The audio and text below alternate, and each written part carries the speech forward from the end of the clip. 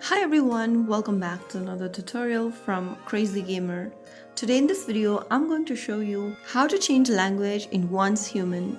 To change language in Once Human, first of all, launch open Once Human game on your device and from the main gameplay page, go to the top right corner and tap the three dots.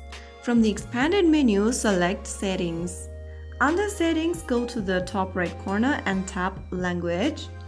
And right where you see the switch language option, select a different language of your preference that you want to switch to.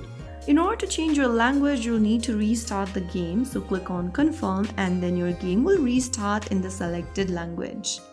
So there you have it, that's how you easily change your language in the Once Human game on your Android device. This process will work for iOS devices as well, and there you have it. If you found the video helpful, don't forget to like, share and subscribe to our channel. I will be back again in the next episode. Thanks for watching.